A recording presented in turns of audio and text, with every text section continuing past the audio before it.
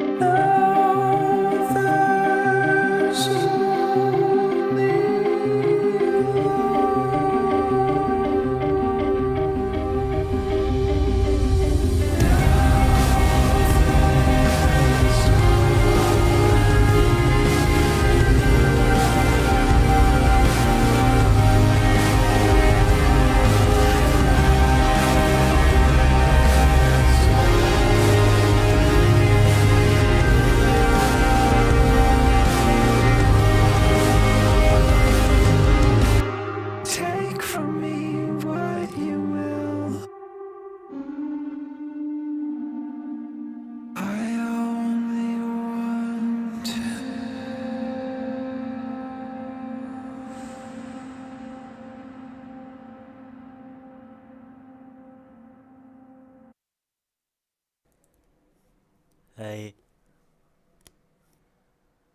It's Dadventures time! Going on, man? The Dadventures. How did I ever live without that game?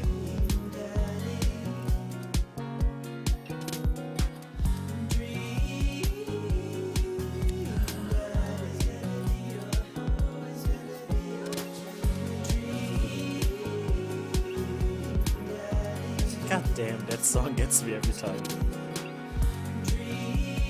Alright. Time to be a dad.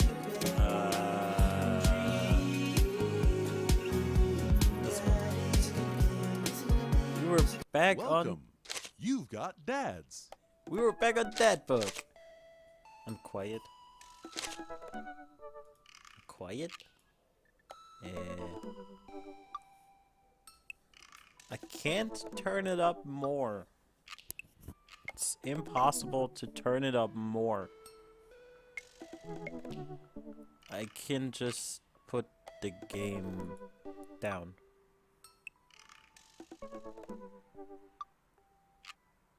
Oh, okay.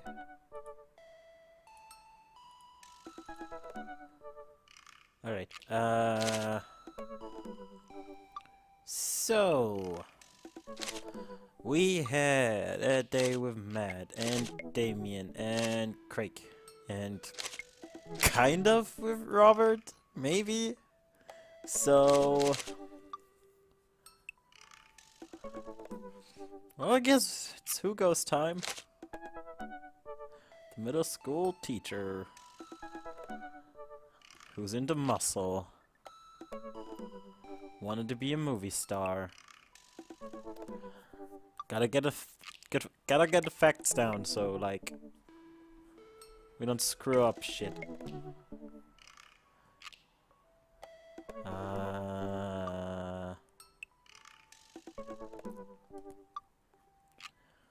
Alright. I guess we're ready for this. Let's hook up with teacher. Well, date the teacher. Probably not gonna hook up on the first date. Use your hips when throwing. A bird in the hand is better than a bird in the eye. That's true.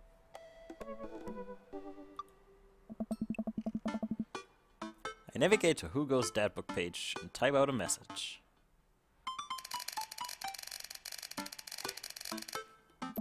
Hey Hugo, great seeing you at the barbecue. Wanna hang out sometime? I'm getting smooth. Oh yeah. Notice me, sensei! I'm getting better at this, I guess. Wait for a few minutes before the computer dings. So glad you messaged me, and I definitely want to hang out sometime, but I have a favor to ask. Our class is going on a field trip to the aquarium today, and one of our chaperones called in sick. Is there any possible way you could come by and replace them? Oh, well, that escalated quickly. Oh. I think about it for a moment. Man, that's a lot of screaming kids that I'd be accountable for. And they're in middle school. Arguably the worst age to be. That's true. This sounds like hell. I completely understand if you don't want to or can't make it, but I'm gonna be honest with you here. It's the middle school class. I need as much help as I can get. But middle school kids. Ugh, teenagers. Amanda silently trudges into the kitchen and pours herself a bowl of cereal. Morning, Amanda. Morning, Pops. Hey, how was middle school for you? Ugh. Bad. But nobody likes middle school. It's 3 years of bad acne, crying, and being generally terrible. Yep, sounds true. Dad. Everyone sucks, no self-awareness. It's just a bunch of hormonal teenagers locked in a gross old building for 40 plus hours a week. Wait, 40 plus hours a week? Did I really go to school that long? A week? Doing long division and starting fights over, I don't know, pizza day? Top 40 spot? Middle school should be avoided at all costs. What was your middle school experience like? I don't remember. I didn't like it. I thought it was fine.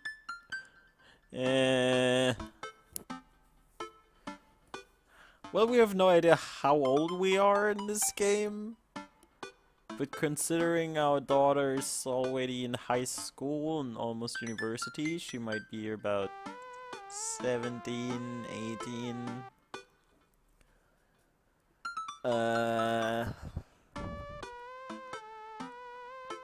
We might be like at least 30. Maybe already 40, so I guess we go with I don't remember. It was so long ago. Probably... Wasn't she 18? I forgot. Yeah. I'm just gonna guess. She is probably 18 or 17, so... Well, she... At least 17. It was so long ago, we probably rode dinosaurs to class and bartered for lunch with the tiny skulls of the animals we had slain. You probably had to walk uphill in the snow both ways too, huh? And we liked it. Ah. See? Middle schools are reprehensible. Wait, why are you asking me about middle school? Oh, Mr. Vega requested my help to chaperone his middle school class to the aquarium. Just wanted to know what I was in for. You get to go to the aquarium? Are you kidding me? The last field trip I got to go on was to the clam chowder factory. They didn't even give us clam chowder. They gave us square pizza at a clam chowder factory. Square pizza! Oh, is that why you won't eat clam chowder anymore? Whoa! No, it's because Bobby Wellingham threw up into one of the vats of clam chowder, and I'm the only one who saw it happen. Oh, yeah, that. I can see why you wouldn't want to eat that stuff now. It haunts me. Right, let's leave that story firmly in the past. Huh. Yeah, ew. Anyway, you should just do it. Mr. Vega sounds like you could really use the help. Plus, you get to hang out with cool fish.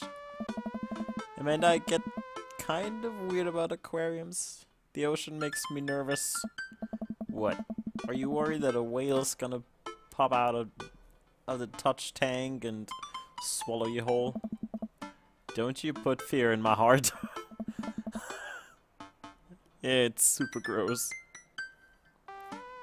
Well, do they have penguins there? Yes, they have penguins there. Then it's settled. Penguins outweigh fear of ocean. Sit back at the computer and let Hugo know that I'm available. He tells me to meet him at the aquarium and gives me the address. I grab my keys and kiss Amanda on the forehead before I head out. Well, aquarium with middle schoolers. Here we go. I arrive at the aquarium to find that the school buses have beaten me there. Preteens huddle around their teachers in small groups, yelling at each other and goofing off. Every teacher looks like they're at their wits' end. I don't know. Hugo jogs up to me, looking frazzled. I'm so glad you're here. And hot teachers, so it's okay. Yeah, it's okay. It'll be fine. We got Hugo. Hugo! It's been a debacle all morning. You're short-handed and most of the kids won't stop screaming, as I'm sure you know it is the case with all middle schoolers. I lived through Amanda at 12. I'm all too familiar. Great. Well, it's you and me chaperoning a group of 10 kids. They're over here. Hugo walks me over to a gaggle of preteens who are all sitting on the ground playing with their phones. Why do they have phones already? They're not kicking each other like some of the other groups, so we're off to a good start. Oh. Hey. Can you guys put your phones away? All of the kids look up for a moment to stare at Hugo. Then they go back to texting. At least they are quiet? Too quiet. These guys are up to something. I can feel it. There's no way. They're too busy thinking about not getting food stuck in their braces to pull any stunts. It's middle school after all. Getting food stuck in your braces is the worst. I lived through that. We'll see. The classes start filing into the aquarium and Hugo hands out massive stapled packets of paper to each kid. These are due at the end of the field trip. Yes, this will be for a grade. No, you can't borrow a pencil. It was horrible. It was. The kids collectively groan and grab the sheets from Hugo. What's in the packet? Honestly, it's just busy work so that teachers can have a moment's reprieve. I think one of the questions asks them to sit quietly for 10 minutes to think about the Great Barrier Reef. Teacher hacks! Nice. Wait, I thought you were an English teacher. What does the aquarium have to do with books? Hmm? We just did a unit on the old man and the sea. Nothing quite like introducing kids to the futile perseverance of the human spirit by making them pet stingrays. Oh. Gives us time to check out some of the exhibits as well. Come on, they have a phenomenal selection of tropical fish. Yay! So it's like a date anyway. While the kids sit on the floor and pretend to do their assignments while they text, Hugo and I wander over to a large tank filled with brightly colored fish. Hugo points to a brown and white fish with long spines. Hey. Oh wait, there's a lionfish. Lionfish are super cool. Did you know that their stomachs can expand up to 30 times in size? Dang. If I could do that, I could eat so much pizza. Wow. Oh. Their spines are venomous too. Nature is hardcore. Yes. You think that's bad? Take a look at this one over here. I wish I do. Hugo points to a spiny, grumpy-looking fish hanging out near the bottom of the tank. Hey. That's a stonefish, the most venomous fish in the world. And they just like keep it here? Oh, they're relatively harmless as long as you don't step on them. Pfft. What happens if you step on them? Hmm? Tissue necrosis. Ew. Yeah, that's bad. Cool. Hmm. Nature's wild. Man, Hugo seems to know a lot about fish. Feel the overwhelming need to impress him. Hey, see that fish over there? Hmm. That one? Yeah, that's the American longfin, blue-nosed wiggly fish, humphead. What the fuck? No, I'm so gonna embarrass myself. Fish knowledge. I have none besides the fish I can get in, like, fish market. Longfin? Okay. American longfin. Hmm? Yeah? Did you know that? Oh. Paranormal fish trivia, psychiatric fish trivia, political fish trivia. What? Psychiatric fish trivia. This is the only species of fish known to develop clinical depression. Hmm? Wait, are you serious? Serious as a heart attack? Absolutely not. That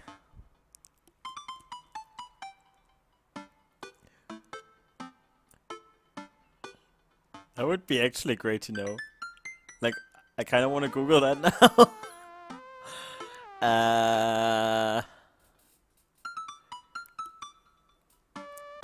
Absolutely not. I'm playing for the gag here. Oh. Yes! Yes! Yes! Yes! Yes! I am funny! Good one!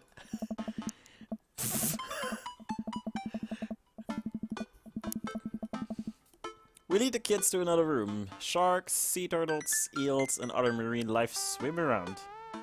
In a massive floor-to-ceiling aquarium, the kids begin trying to take selfies with the sharks.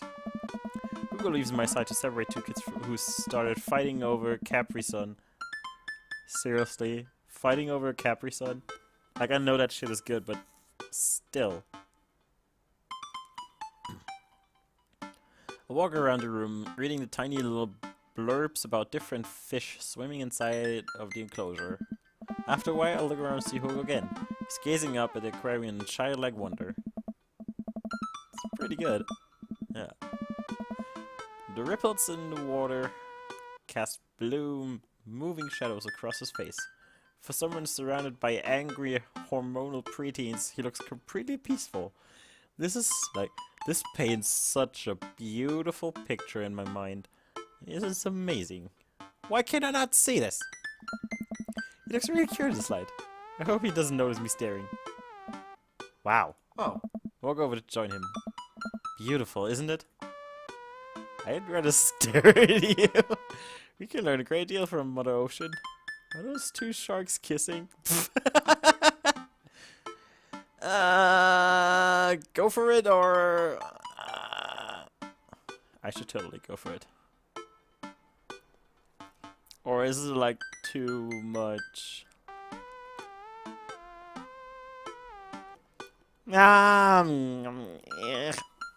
This is... I'm surrounded by preteens. I shouldn't be that bashful. Can learn a great deal from Mother Ocean. A great many mysteries lie in the ocean. I don't know. It truly is fascinating to be able to observe it in the settings such as this. Yes! Yes! Yes! Yes! Yes! Yes!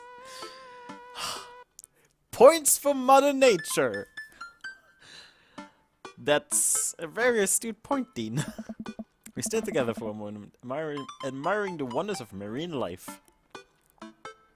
I'm getting good at this date game. We eventually make our way to the touch tank room, which seems to be the only thing the kids are actually interested in. The tank is filled with a variety of horseshoe crabs, sea urchins, stingrays, and small fish. Stand around the edges of the tank and keep a very distance from the sea life. Who knows what kind of nefarious plans those horseshoe crabs have for my well-moistured hands. So moisturized. Who rolls up his sleeve and sticks his hand in the water. What?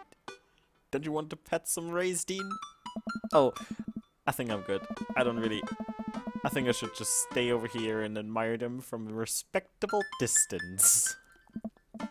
Come on, it'll be fun and informative.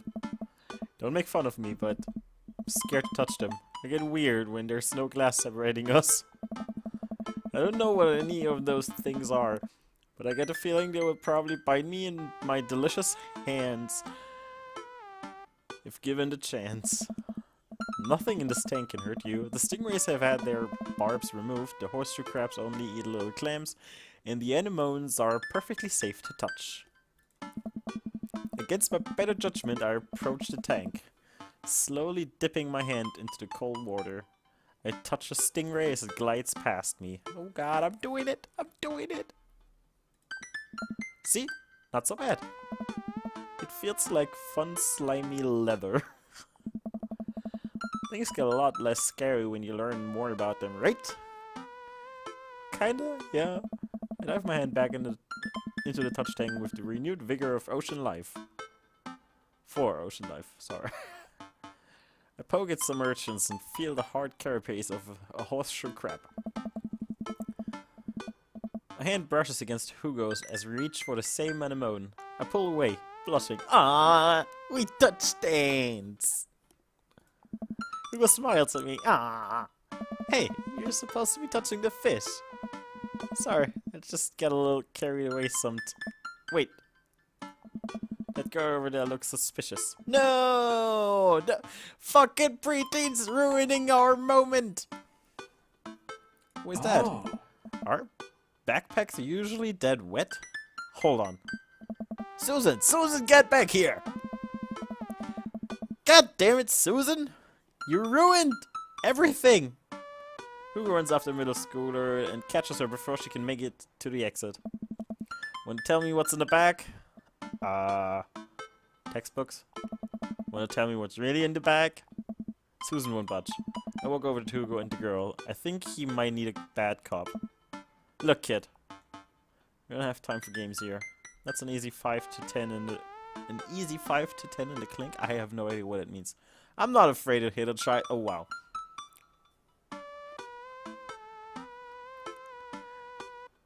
I don't know what this is.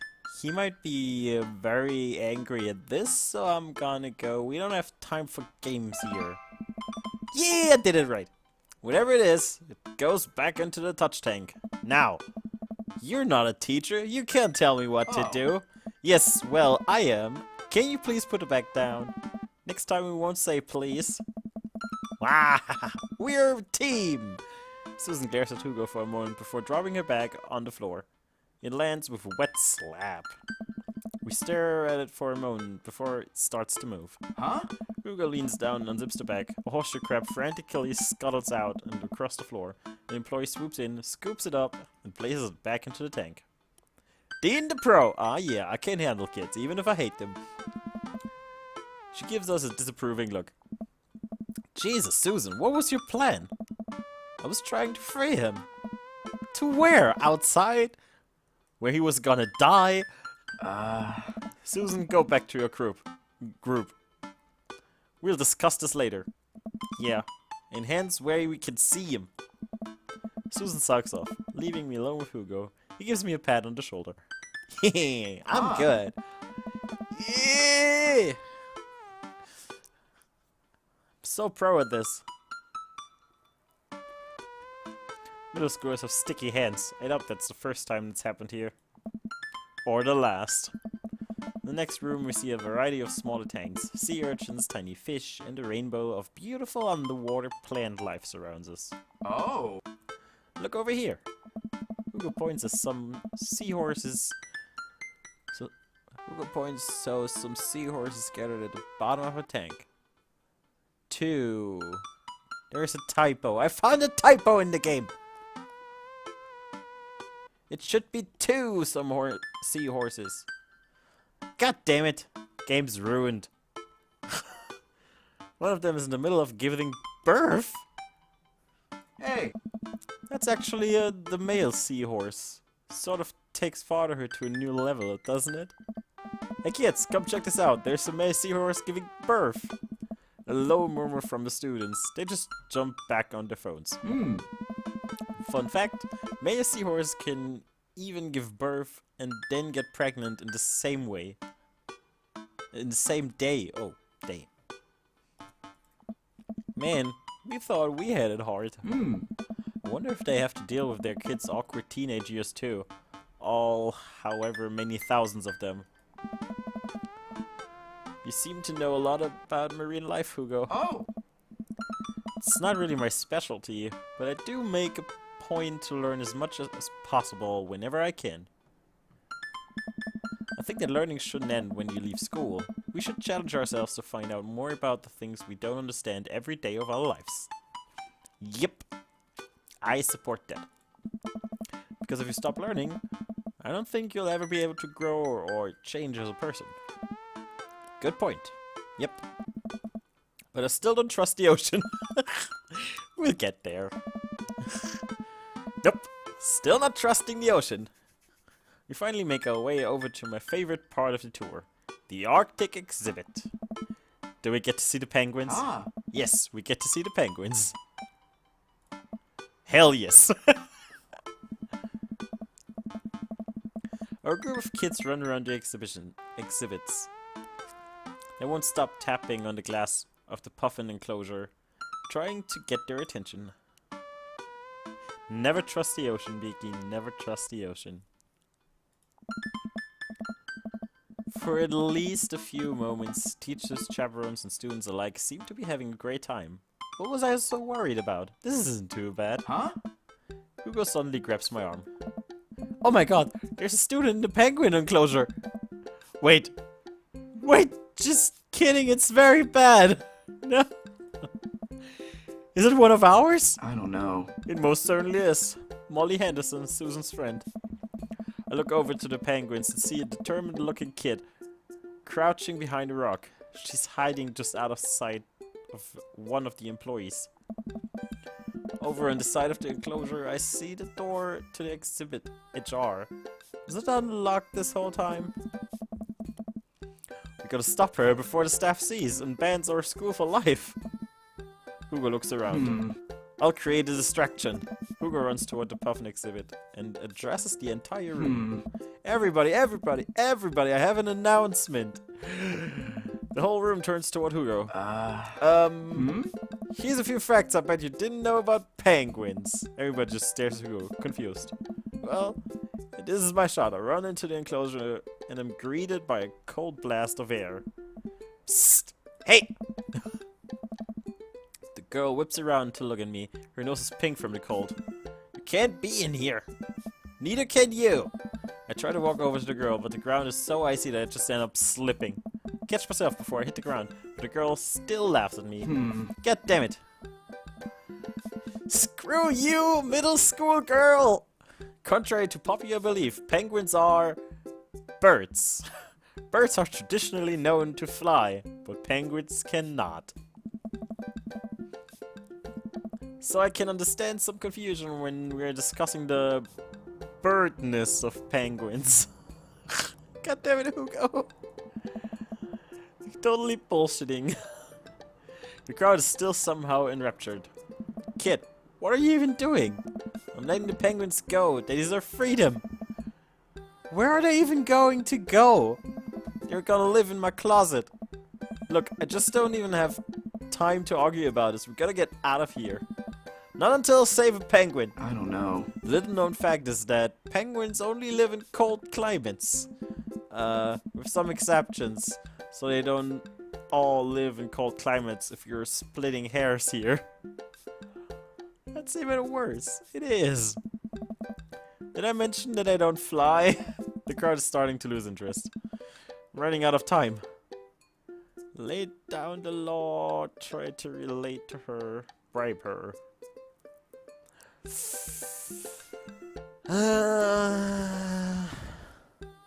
Trying to relate to a middle school girl. Yeah, that's probably not gonna happen.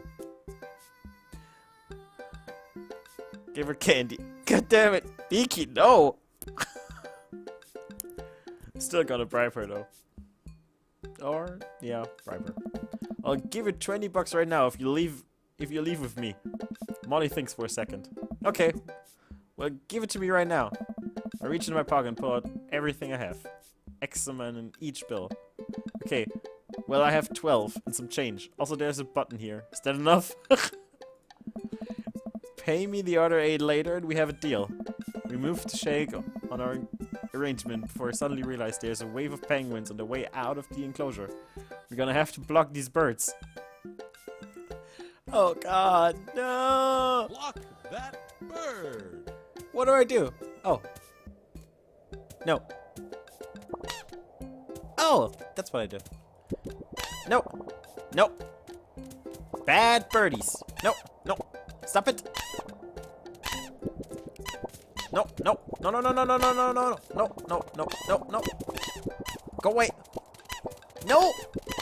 Go away, birdies! No birdies! Leave! Birds! No! You're not leaving! You're not leaving the enclosure! No! No! No! No! No! No! No! No! No! No! No! No! No! No! No! Drive that team! What? One of the birds has money. One of the birds stole my money. Mission complete. No penguin escaped. S plus bribery works. Ha!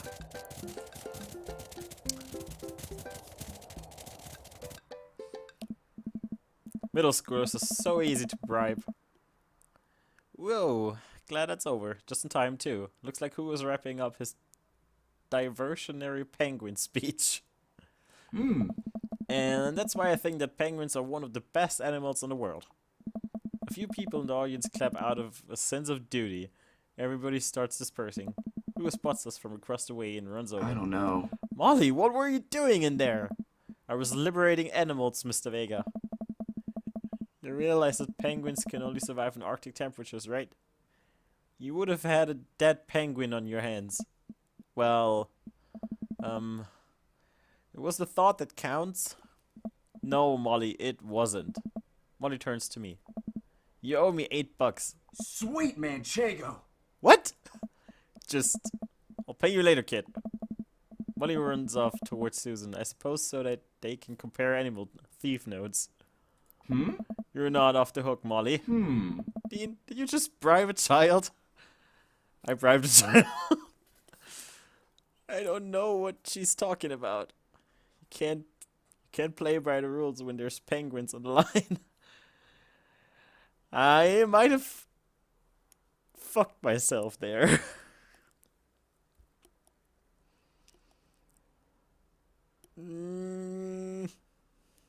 I bribed a child. Can't play by the rules when there's penguins on the line. Listen, man. We've all done dark things in our lives. I'm not the young, bright-eyed youth I used to be. That person believed in the world where you wouldn't have to bribe children to save a penguin.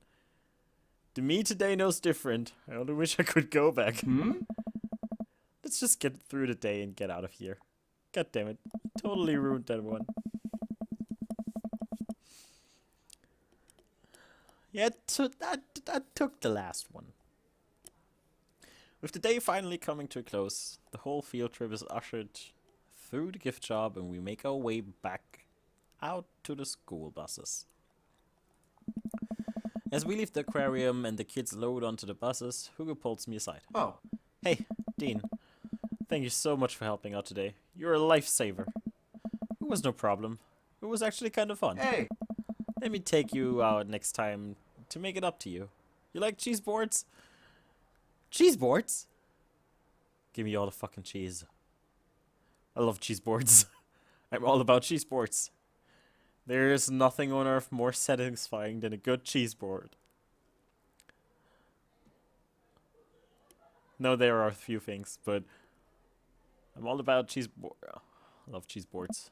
Great. Well, I gotta go make sure the kids don't steal anything else. See you around. I walk inside to find the house empty. I wonder where the panda's at. Before I know it, Amanda pops in through the front door. What's up tonight? Just doing some homework. How was the aquarium? It was an adventure. Some kid tried to steal a penguin. Aww. We've all been there. I had to run in and grab her before any of the employees saw. You got to go into the penguin enclosure? Did you steal a penguin for us? Amanda, no penguins were stolen thanks to the valiant efforts of myself and Mr. Vega. It was nice getting to spend some time with Hugo, though. Ah. I'm surprised he helped complete a covered OP. He's usually kind of a what? Kind of a stick in the mud. He's actually pretty cool. I had a good time with him. Alright, too much adventure for me today. I'm gonna go rest my eyes. You mean take a nap? There's a difference. You'll learn when you become a father.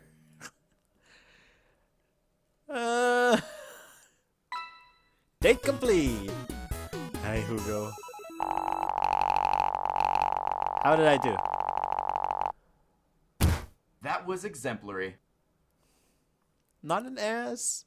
Oh, come on. I could have done better. Shouldn't have bribed a kid. Welcome. Asiago You got getter? dads. Okay. Do I really want to go on dates with Brian and Joseph? Like, he's a big bragger, and I'm, like, totally not into him, and he's just so fucking Christian. Should I try a second date with Robert? I'll go with Matt again, because Matt was pretty fucking dope.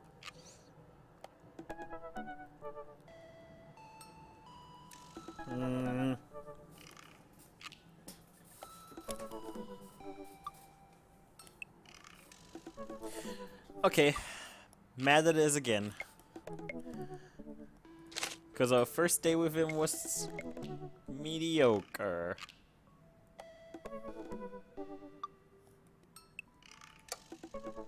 Yay! Second date! We gonna get somewhere. Please remember to call us once in a while. Instead of messaging the guy, why don't I just walk over and grab some coffee? I'm feeling really sluggish today anyway. Yeah! We gotta take initiative. Amanda! Amanda sticks her head out of her room. Father! Wanna go to the coffee spoon? Yeah. Oh, so you get called cool once, and now you're the cool dad who hangs out at coffee shops and listens to neo jazz and stuff? Amanda? Are you gonna bring your laptop and your leather-bound journals so you can work on your poetry anthology? Look, honey, do you want me to buy you coffee or not? Huh. Let me grab my laptop and my leather-bound journal. God damn it, Amanda. Oh god, not this guy. Ah, no. Amanda and I make the short walk over to the coffee spoon. The place is quiet today. Just a few people hanging out and reading books in the cozy little nooks. I walk up to the counter and see a familiar pierced face. Hey, you were the dude I yelled at a bunch the other night. Amanda casts a sideways glance at me. He tried to sell me shirts. Who might you be, miss? Ugh. This is my daughter Amanda, the person I am a father to, and I'm very protective of. This is like father speech for don't you dare put a hand on my daughter. And honored to make your acquaintance. My name is Pablo. Did I mention that I will make witch house music? Wouldn't call witch house music, but okay. Dad. A piercing blow to my ego, though not one that will dissuade my need to impress you. My innate dead senses tingle. I'm overwhelmed with a fatherly protective energy. I must do something to protect my child. Change subject, defend witch house. Reappropriate lines from Taken.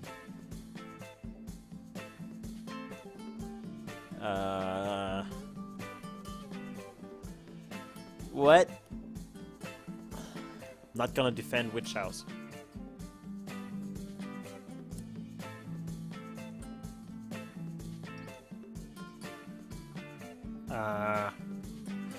Reappropriate lines from Taken. Listen here, Pablo. I have a very specific set of skills to, I can type pretty fast for people my age. If you so much as harm a hair on my daughter's head, I'll be coming for you at a comfortable 80 words per minute after I practice a little. Oh. Dad. Dean! Matt comes out from washing dishes in the back room to meet Amanda and I. He and I high five, as fellow cool people do. Yeah, we're cool people. See, you've met my newest employee. Alright, we can never go to the coffee spoon again. Ever. The coffee spoon is dead to us. At your service, although I'm only here until Vacant Vale starts their war tour. When's that? Well, we have to put out our record first. Alright, Pablo. Now, what do we do with customers again? Right. Yes. Pablo clears his throat. Hello, good folk of Maple Bay. Can I interest you in a tasty caffeinated beverage? A smashing pumpkin spice latte, please. A classic. And you? Americano football. Decaf for cutie. Father John Misto. Where's the coffee that I suggested when we were here first time?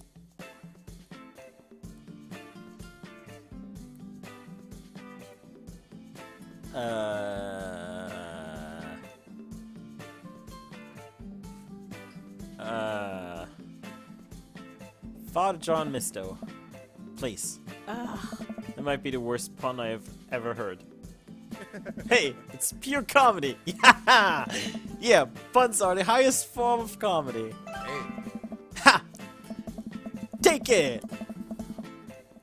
I have no idea what it's like. Oh, I was making a joke of Father John Misty has an album called Pure Comedy, and the drink is named after Father John Misty, so I was... Yeah, never mind. Ah, coming right up. Pablo gets to work making our drinks while Matt observes him. Hey. He'll get the hang of it. For as goofy of a dude as he is, kid works hard. Hey man, that concert was a lot of fun. We should hang out again. Hey. Hell yes! Hey. I'm actually gonna be done training Pablo in a couple of hours. I was gonna go record shopping. Wanna come along? Yes, absolutely! Hey. Pablo brings us our drinks and Amanda buries herself in her laptop. I spend my time sipping my drink and cracking jokes with Ned. Yes! Yes! All the fucking puns! Last time we hang out, he told me that he had trouble hanging out with other people, but for some reason he and I can talk and joke like old buds. It's weird. I feel really comfortable around him. Yeah! Once Matt feels comfortable leaving Pablo on his own, I say goodbye to Amanda and we start walking to the record store. Hey. Have you ever been here before? No, I mean, we have a record player sitting in the living room, but all I have are 2 copies of Frampton Comes Alive. Hey. Oh, this should be fun then. We're gonna find you some good stuff. Ah yeah, find me some good stuff. Probably a whole lot of old stuff that I don't even know. The walls of the store are packed with posters, artwork, stickers, and records. A few people mill around, flipping through milk crates of albums. Some indie band is playing through the speakers. It's a nice vibe. So, why do people still buy records? Isn't it kinda outdated at this point? Hey. There's a lot of people who will try to tell you that vinyl sounds warmer or more true to the artist's intent. But really, I think it's just nice to collect records. Hey. Yep, just a collection. It's cool that in this day and age we have just about every song ever created available instantaneously on our phones. But there's something about holding an album and getting to see the artwork in your hands that I'll always love. Yes, that is very true. For some bands you just have to get a physical copy. Hey, yeah. That's why I try to get as many of the records that I love in physical form as possible. Remember when we were kids and would have to wait around by the radio with a cassette tape so that we could record our favorite songs? Even I still remember that. When I was born, CDs were not a thing yet. It was all about cassettes and like recording from the radio. Yes, I am old. Hey. He made each listen really special, and mixtapes were even cooler because of how much work they took. Yeah. Now you just make a playlist. I think the last time someone gave me a real mixtape was in high school. Hey. Look around the multi-level record store and spot some genres. Future wave, jungle, anarcho-punk, non-sploitation, the fuck? I have no idea where to even start. I don't even know what it is. Man, this is a little overwhelming. Here, let me help you find something you might like. If you were a milkshake, what flavor would you be? Purple? Purple is not a flavor! Cookies and cream. Hey. If you could only buy one type of candle scent for the rest of your life, what would it be? Power Violence Cherry Blossom. What? Spring Creek Fireball, Camouflage Summer Breeze, Daffodil Mountain Spring. What the fuck are those?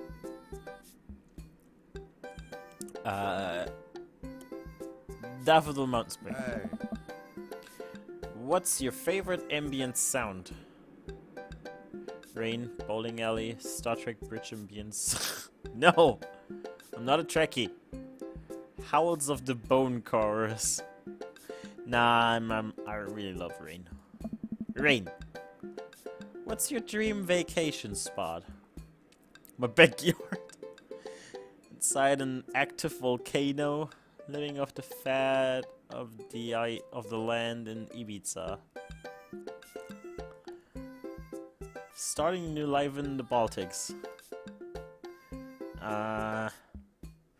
Well, out of these, my backyard. What's your deepest, darkest fear? Oh god. Already people are nice to me only because they want something from me. Yep. Fear that I don't deserve happiness and won't ever get it. That hits too close to home. What if nobody exists but me and I fabricated this universe?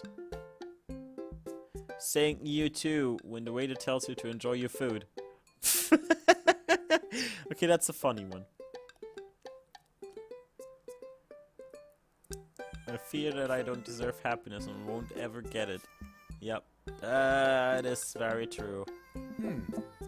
Matt thinks for a moment. What? Oh, I know just the thing. Hey. Okay. Matt runs to the other end of the store and returns holding a record behind his back. He shows it to me.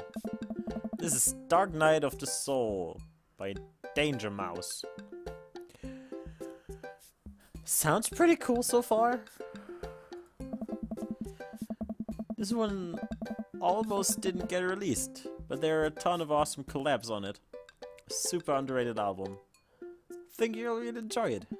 What, dude? Thanks for the recommendation. Hey. You're gonna have a great time with it, promise. Matt and I bring our records to cash register. A young girl with a septum ring and a buzz cut stands behind the counter with one earbud in. Wow, what a customer service. Usual stuff today, Matt? Hey. Just some light pickups. Matt places 3 albums on the counter. Swear I'm good at this by Diet Sick. Forever by Mystery Skull. Oh, Mystery Skulls, I know those. And Greatest Hits by Remote Drive. Hey, I know one of those. Yay! Tight. Oh. The cashier rings Matt up and hands back his albums in the bag. She stares at me suspiciously. Who's the nerd? What? Hey. That nerd's my buddy Dean. Dean, this beacon of human charm is Molly. I'll kick out of art school for destroying my paintings at the end of every critique. Wow. Lovely to meet you. Do I look like a nerd to you? I got piercings and a man bun and a beard. I'm not a nerd. Anyway, Matt, is the open mic night still on? Oh. You know it. Are the Third Waves gonna do a special acoustic performance? I might see if I can get a few of the girls together. There's an open mic night going on? Hey. Yeah, dude. We do it every month at the Coffee Spoon. Some amazing talent always comes through. Got a flyer for it right here. Hey. You and Amanda should come by it at night. Oh, man. Matt blushes. Ah, yeah. Hey. I mean, if you're not doing anything. And he gets awkward. Oh, man. Will Vacant Veil be playing? Oh. If only. Finish paying for my record, and we head out of the store. Man, what a trip down memory lane. I haven't been in a record shop like that since Vance had shag carpeting. Wow. Now that you mention it, isn't it strange to think of all those weird little musical memories? How do you mean? Well, I think music is a very time and place sort of thing. A song is important to me, not only in that I think it sounds good, but where it was and what I was doing when I listened to it. Yep. It's only 5, it's already pitch dark outside. Yeah, that's daylight savings time stuff. It happened this night. I was very confused because I got up and then like it was so bright and I was like, God, did I sleep till noon again? And then I looked at my phone and it was like 7:45 a.m. Meaning I've been awake almost 10 hours already.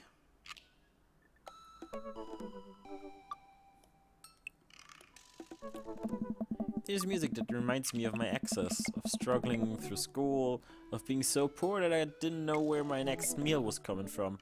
Oh yeah, I know that feels. Hey. All that stuff. Listening to those songs reminds me of those moments of my life. Yep. Yeah, now that I think of it, even the pop concert Amanda made me take her to is special to me. I mean, I'm not really a fan of the band, but hearing the songs on the radio reminds me of how young and excited Amanda was. Hey. And then that even reminds me of a younger me, going to see my favorite bands in concert with all my friends. We would always go to my friend Cynthia Chapman's house beforehand and smoke pot in her basement like we were so slick. Her parents definitely knew what we were doing. Wait, when was the last time you smoked pot? Let's stop some things for a moment. It's been decades. Dude, me too. Wait, are we gonna like smoke one up? Where do you even get pot now? Is that even what the kids call it these days? I don't know, but I bet I could find out. You wanna get high and listen to our new records? Yeah, why not? Say no to drugs? Yeah, why not? I mean, he suggested it. Get high with me. Yeah, sure. Matt pulls out his phone and starts texting. After a few minutes, he looks up and smiles at me. Oh! Ah, Molly's got a hookup. Says to me in an alley near the coffee shop. Some people I knew actually called it paint. What? Why would you call it paint? That makes no Hey. sense. Okay, if it turns out it's the fats, you make a break for it, and I'll take the heat. Just promise me that you'll raise Amanda like she was your own. You have some of that good paint? What? That's so weird. Kids these days. You realize that weed has been legalized in the state, right? I definitely knew that. Hey! But we live in dangerous times. Who knows what lurks in the seedy underbelly of Maple Bay? We could find ourselves in the wrong end of a deal gone bad. Just look out for Amanda. I swear. Huh? Oh, here's our guy. Coming around the corner of one of those nasty grease dumpsters. And alright, doesn't make sense, but it was code word for when they were in public. Oh, well. I mean, if you're in public, I guess it's better to have like not obvious code words. Shrouded in darkness is a lean figure dressed in all black. Excuse me, Mr. Drugman? Oh my god, Lucian! Seriously? Surprised, the person almost jumps out of their skin. It's Lucian, Damien's son. I'm so gonna tell you, Dad, that you're dealing drugs. Who sent you? Huh? We're cool, man. We're cool. Says who? For all I know, you could be with the feds.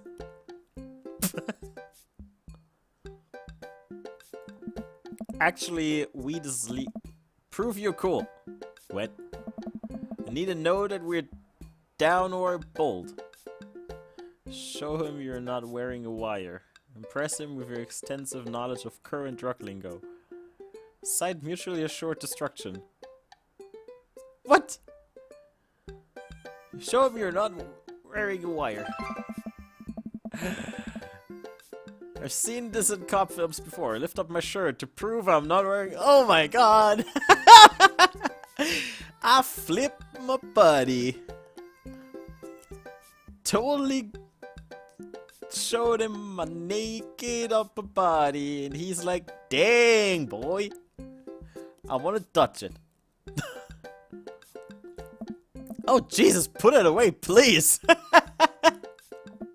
Look, it's fine, I get it. Busker and Molly said you were coming. Right. Now that formalities are out of the way, let's make a deal. Ugh. Alright. How much do you want? One. One what? Hey. Yeah. Hey. He means weed, Lucian. Yeah, but how much? Oh. One?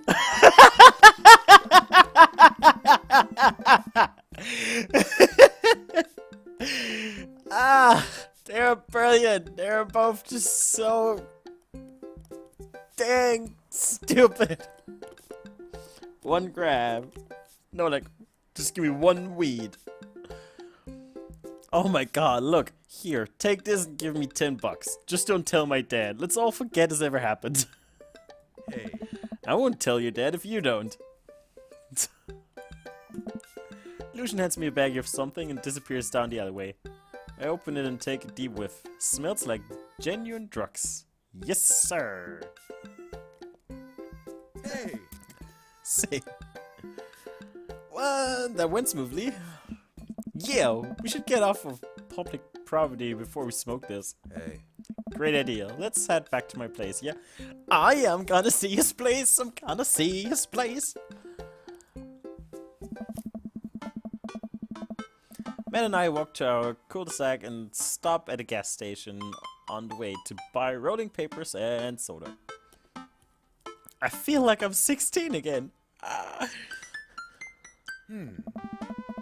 Carmen Cedar's having a sleepover tonight, so that gives us all the time we need to do drugs. Hey. Awesome. Let's do some drugs. Nice. Matt pulls one of the records out of his bag and puts it on for us. I plop down on a comfy leather couch. Can I just have a moment and say how fucking nice this place looks? Can I live here forever with my cat?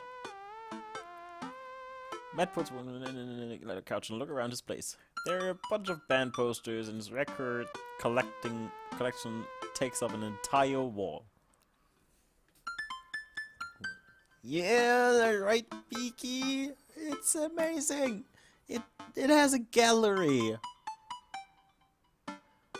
And it's also open space, and probably back there is his bedroom, maybe?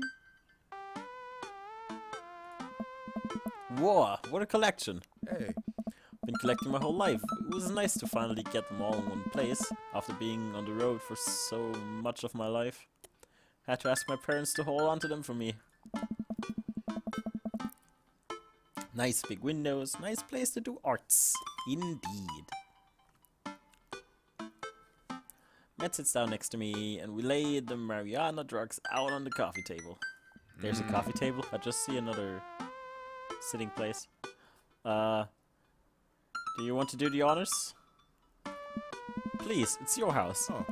If you say so. Huh? Matt pulls out some rolling papers and sprinkles some of the beatnik tobacco onto a piece. He starts rolling it back and forth and the paper breaks almost immediately, spilling drugs all over the couch. Oh. Never was too good at this. Oh god, don't tell me they're both just incapable of rolling a cigarette. Yeah, sounds great. Matt tries again and is able to successfully roll a nice looking weed cigarette. He hands me a lighter and the blunt, I think. Can I take it? Well, let's open up the nug, smoke some of that gateway drug, rip that gold fairway. Open up the nug. Hey. Instead of God damn it. Why do I always screw up with him? God damn it. I'm so bad at this. Why do I screw up with Matt? I'm such a loser. Yes. I like to join and inhale deeply. This is not what I remembered. It's been a while though. Maybe pot drugs have just gotten more potent since the last time we smoked. Pass a joint to Matt and cough a little bit. Should it sting this much or am I just a baby? Oh. Matt takes a hit and his eyes go wide. That's not weed. Oh god. Oh. Did we develop a taste for meth? No, it's... Matt takes another hit and winces. Did they, like, sell me mint? Hey. Here, this is oregano, for fuck's sake! Sniff the air. Yeah, that would definitely explain why it smells like a pizza place in here. Oh, for fuck's sake, we got screwed over by that fucking kid. That little punk ripped us off. Oh. Oh well, we can still relax and enjoy the music sober. You know what? You're right. Hey. We still listened through the Diet Sig album that Matt bought, which is catchy as hell. Look around the room again and see photos of Carmencita growing up. I spot a young woman with a huge smile in one of the pictures with the two. Who's that? Hey. Oh, it's Rosa. She was Carmencita's mother. She died when Carmencita was young. Sorry to hear that. Amanda lost Alex at a young age too. I can understand how hard that must have been. Ah, yeah, we have something in common. We can bond over our dead partners. Look around again, spotting a framed gig poster hanging on the wall. On it, there's an illustration of Matt and Rosa surrounded by flowers. What? The cursive lettering reads "Stillness to Dancing." Looks like they played the Soundgarden over a decade ago.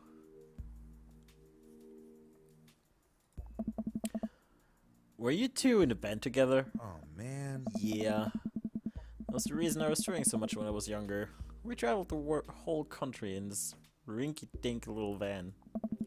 It was hard to start, but once we started gaining notoriety and seeing how much our songs meant to kids, it was just incredible. Wow, it seems like a life some people only dream of. Hey. It was. And it was difficult at the same time. Couldn't have done it without someone by my side.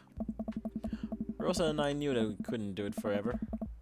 The long hours on the road, missing your family, sleeping in the van, all that stuff. Oh, man.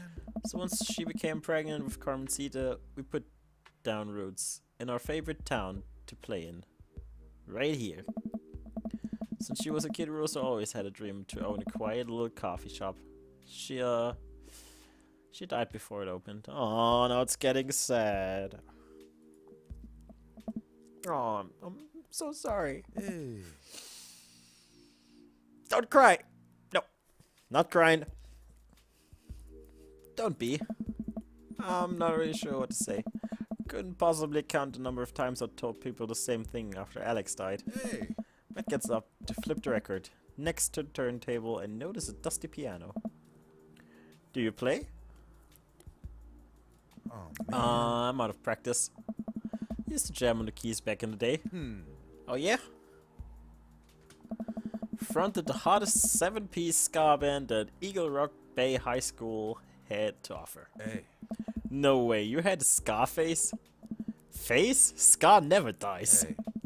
Except for Scammunist Manifesto, who broke up after the senior talent show to pursue solo careers. Hey. Dude, that's so rad! Matt pulls out the piano bench. Hey. Give me some of that two-tone love. Oh man, let's see if I still got it. Hey, yeah. Sit down at the piano. Go with a classic.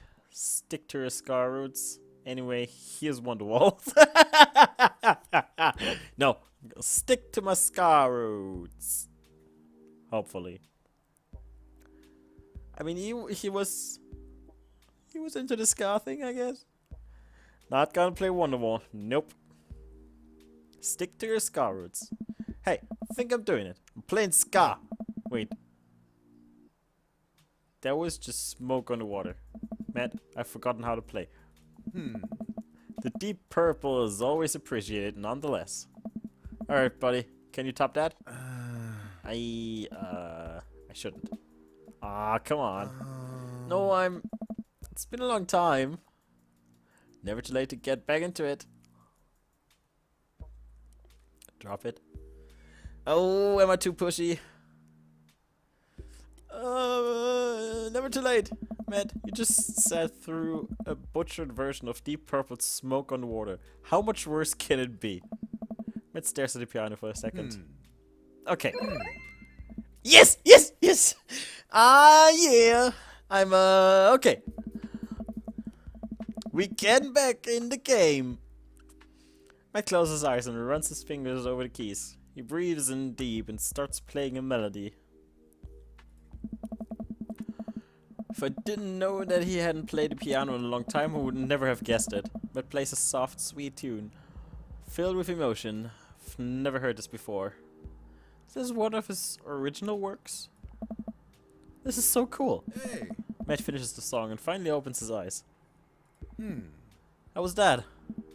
That was Amazing. Oh, it's nothing. Come on, man. That was killer. Are you gonna pull that out for the open mic night? Oh no, I never play at those. Well, why not? You're really good. It's just... I just don't do it anymore. I just don't like being up there and alone and having so many people stare at me. It doesn't feel fun anymore. Aww. I can sense that Matt's getting uncomfortable at the thought of it. I won't push him any further. Alright, man, but I hope you know how beautiful your music is. Oh, man. Thanks. Hey, Matt and I still listen to more records until it gets late, and I decide that I need to get to bed. Matt walks me to my door. hey. Let's never tell anyone about the oregano, okay? Yeah, pull it out. Wait.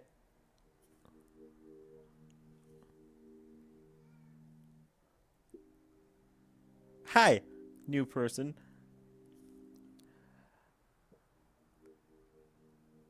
Wait, what did I pull out? I might have completely forgot everything I read in the past hour. No, it's staying over. Aww. Yeah. Deal. Wait, can I tell my doctor? I don't know anything about the health effects of smoking oregano, and Hey. I think we'll be fine. The oregano? Is that a hint or something? No, it was literally oregano. They tried to smoke weed, but they got screwed. It wasn't weed, it was oregano. I think we'll be fine. Oh. Night, dude. I smile. Night. I could have at least gotten a kiss out of that. Come on, you saw my abs. And you loved it. Walk inside and the house is dark, save for the silver light coming from beneath Amanda's door. Does one confuse oregano with kush? Do people call it kush these days? Like, it's not like they confused it with one another. They just got fucked over by teenagers. I knock lightly on the door and enter Amanda's room. She's sitting at her desk with a camera, editing photos. Hey, Amanda. Amanda swivels around in the chair to face me and slumps down. What smells like a pizza parlor in here? What? Nothing. So, what's up? Dad, I'm hungry. Wait, no. Hi, hungry? No! I'm dead! Yeah, the mother of all dad jokes. The dad of all dad jokes. It had to be done. Amanda collapses on the floor. I promised myself I'd never let it come to this. Sorry, kiddo. You set it up. I spike it out. Spike it down. You're a monster. Want some spaghetti? Yes, please.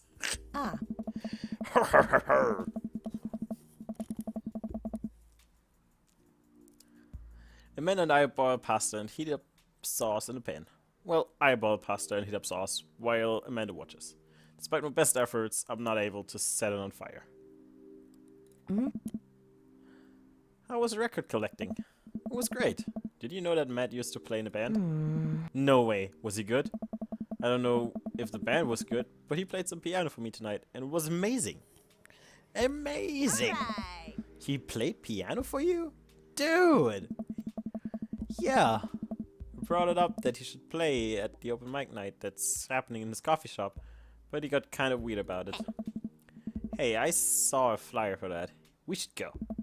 It's not too late to start a father-daughter punk band and play a couple tunes there. Yeah, let me break out my glockenspiel. I think I only know hot cross buns. We can work off the chord progression. Man and I have a nice dinner before she gets back to her room to do photography stuff. I end up watching True Life. I'm a house hunter. They are staging an intervention for the house hunter, who's crying uncontrollably over the color of the walls. They know they can paint the walls of their house any color they want, right? Matt's song is stuck in my head all night. Was it a good date? Please tell me I did a good date in the end. Nug. God dang it. That was a hell of a date. That was a hell of a date. Ah, yeah. Not an S rank though. But better than the last one.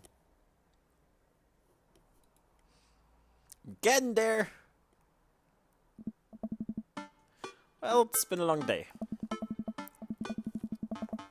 Hey, kitty. You wanna come cuddle? While Dad is playing dad games? Or you're just gonna sit there and stare at me while I pet you?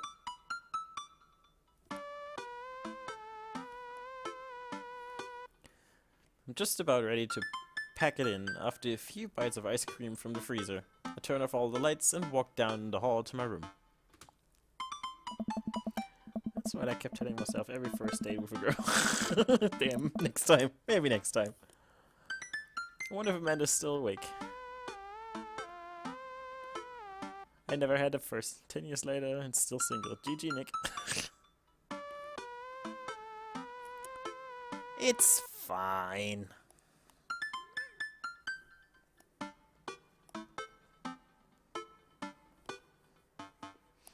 I mean, I'm 25 and I'm single, and I feel good about it.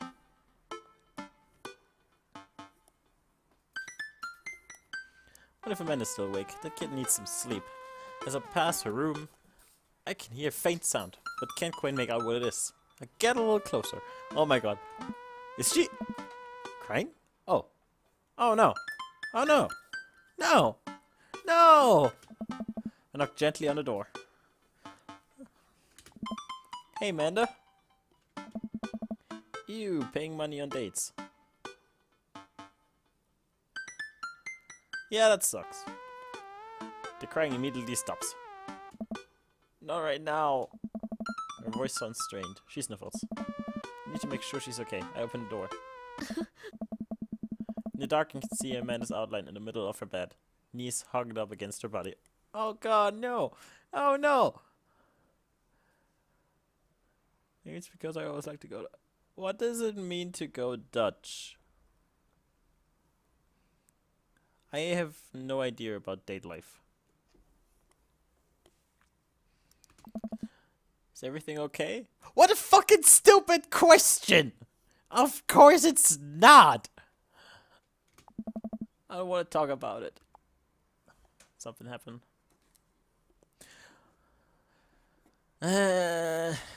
Gotta be a dad. Pay 50-50 for the bill. Oh. Yeah. I usually do that too. Except when I'm broke. Then I'm like, hey, can you like pay that for me? And I'm gonna pay something for you next time, maybe. Something happened? Did something happen? No, nothing happened. Go away. I can't just leave you alone. You're crying. I got dad feels. Amanda, get out. Okay, okay. I quickly leave the room and shut the door behind me. Once the door closes, I can hear her crying again.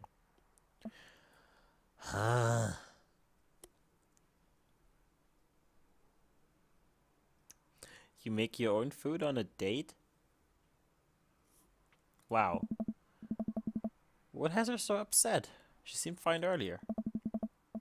She's usually so open with me. Did I do something wrong? She mad at me? Guess if she wasn't before, she definitely is now. I can't even remember the last time she snapped at me like that. Dad problems. Exactly. A date for myself. Yep.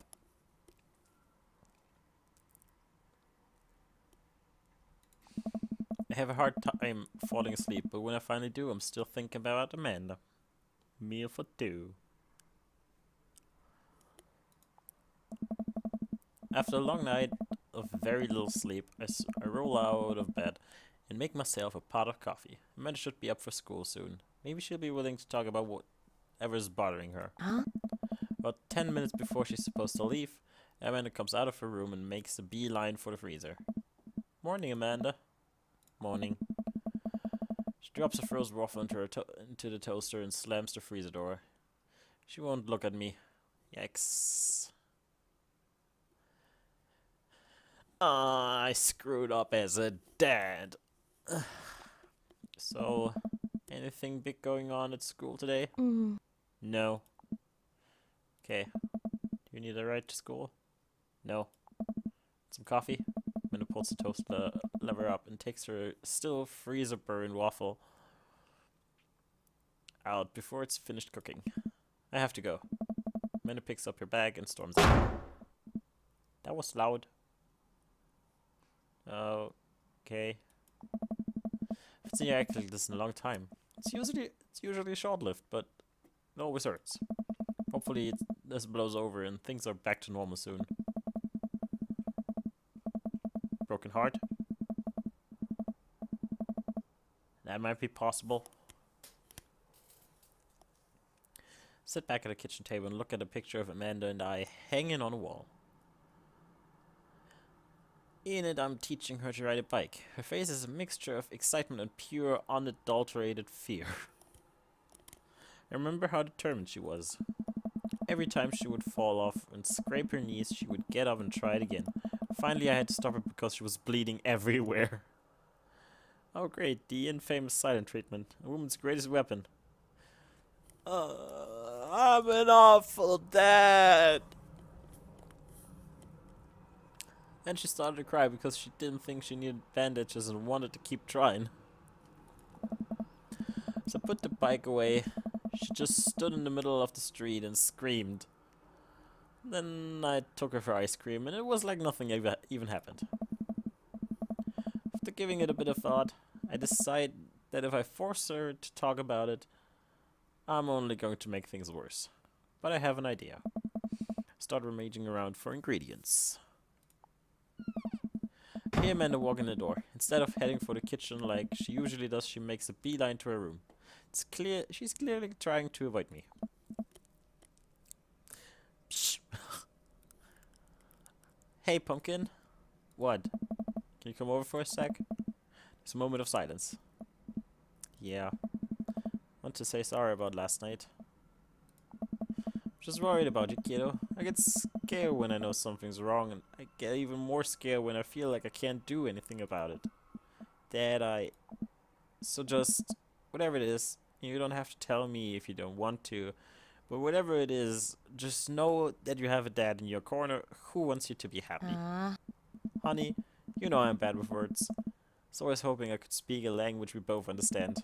I pull a cake out of the refrigerator and place it on the table. Hopefully the frosting is set by now. Ta-da! Cake! Language everyone speaks. Dad? Sorry you're sad, but I support you 100%. This is the sweetest cake ever! I want someone to make that cake for me. Whenever I'm sad, every time. I want the cake like that.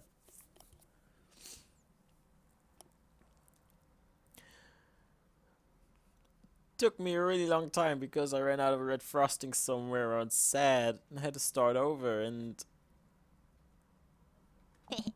this is beautiful. Plus 5 points for persuasion. Not a bonus points, but I want that cake. Yes. It's beautiful. It's strawberry. Amanda gives me a big ol' hug. Grab some plates and forks and serve us up some delicious cake.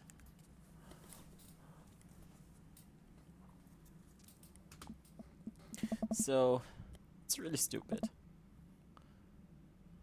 What is this whole thing? I know I've been really weird lately, and there's just... I don't even know how to explain it. I feel like I might have to make you a chart. I'm listening. Do you want me to take notes? I guess I should start from the top. So, you know how Emma R is going to that fancy art school in California, right? Emma R. The one who puked in that Gov Beyond. The best friend. The other one. Oh, shit! The twist is Amanda doesn't know it's store-bought. No, wait. Emma B was the best friend and Emma R the other one, right? Beaky, did you remember any of this?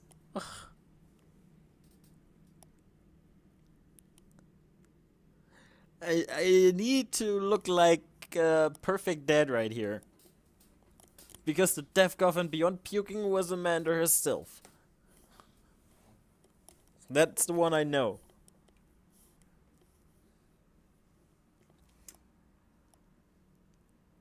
I don't remember. Oh god. Emma R, Emma B. Why do your friends have the same names? The other one? I guess you're not technically wrong. It's good to have fallbacks like that one. Oh. Anyways, ever since you got the acceptance letter, okay, I guess I've been okay. I guess I did okay, maybe. Nah, probably was wrong. Anyways, ever since you got acceptance letter, I've been feeling like she's drifting away, you know? She's been spending a lot more time with Grace and Emma P. Oh, right, Emma P was the other one. I just thought it was all in my head for a while, but then I found out from Rosie M that both of the Emmas, Grace and Noah, all went to a party at Mackenzie F's. On the same night, they all told me they were busy studying for the Calc AB final. What? Fucking rude, kids. How dare they snitch on my daughter? How dare they just ditch her? Those ditching bitches. Can't believe they did that to her. My daughter is great. Yikes. Oh. So, another important piece of information is, God, this is embarrassing. I am for crushing Noah, and ha! I knew it! We knew it from the beginning. She has a crush on Noah. And, that's a thing. What? What? I had no idea. I definitely didn't know that. Okay. Yeah, totally not. Oh, wait. One of those Emmas totally knew that she had a crush on Noah, and now one of those bitches took Noah. You're a bad liar. So are you. I learned from the worst. Anyway, so the only person I told about the crush was Emma R, and she promised not to tell anybody. Didn't confront them about the party thing because I didn't want to start drama, so I just kept quiet and keep going about my business. Man decides. Aw, man. And then one day, I invite everybody out to get nachos at the mall, and after not texting me back for like 2 hours, even though none of them ever put their phones down for more than 60 seconds, they all say they're busy. Like, simultaneously. Hold on.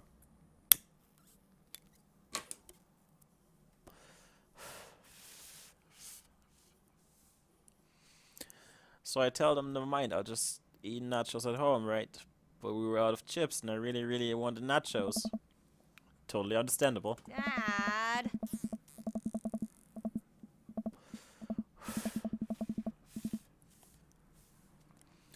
So I go to the mall anyway, get to the food court, and who do I see there but Grace, Emma P, Emma R, and Noah, all hanging out together and eating nachos, without me. What? It gets better. I'm standing by the escalators watching them, and I realize that Noah has his arm around MR, which is kind of weird, right? But then they kiss. Holy shit! This is so rude. No. Yes, I know. So I storm over there and I'm like, hey! Grace drops a notch on her shirt because of course she does. And MR just like glares at me. Grace, nothing's coming up. I don't know who that is.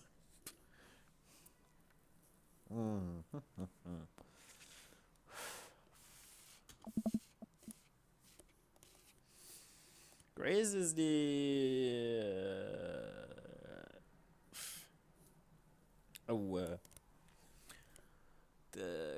gossipy one? I know! Huh. Grace is the one nobody really likes. Or I guess that's me now. I remember the thing! I guessed the thing right! But it still sucks. I guess that's me now. But anyway, nobody will say anything. I'm just like, you guys suck. Which I realize is not the most eloquent thing to say, but I was very angry and really embarrassed, and I just wanted to get out of there. So I left without nachos, might I add, which only further contributed to this shitty day. And immediately drafted a super long text to the group chat asking them why they've been so weird. And I wrote another one to MR asking how long the Noah thing's been going on, and sorry, I know that's a lot. You still following?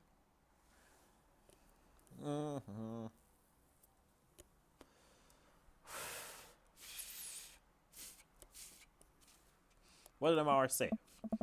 Oh, okay. Get a lot of this. MR says, you know what? Let me just read it to you. This is so intense. Amanda pulls out her phone and reads, word for word, an arduously long string of text messages.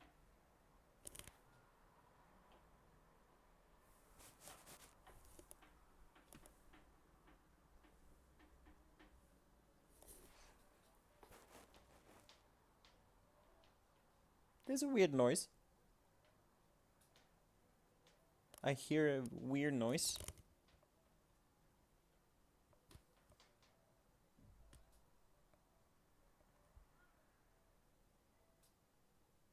What was that noise? Can relate to this, it hurts. Oh, I'm sorry, Beaky.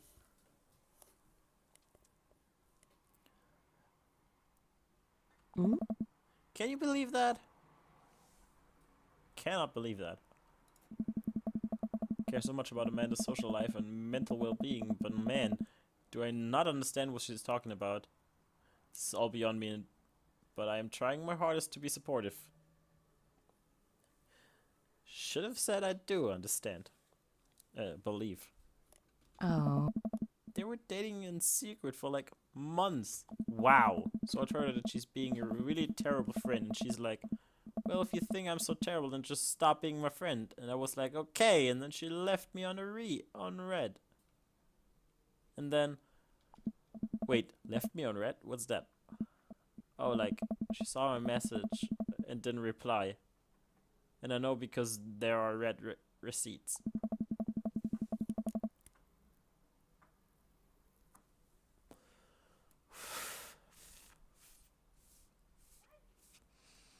I don't know what red receipts are, but I'm just gonna nod and pretend I understand. Gotcha. So while this is all happening, I'm talking to Emma P about how mad I am because she's at least being kind of reasonable. And I'm venting to her about how pissed I am at everybody and stuff. And then out of nowhere, Noah texts me and is like, how could you say that about me? And I'm like, say what about you? And he tells me that Emma P sent screenshots of everything I told her to the group chat that I got kicked out of.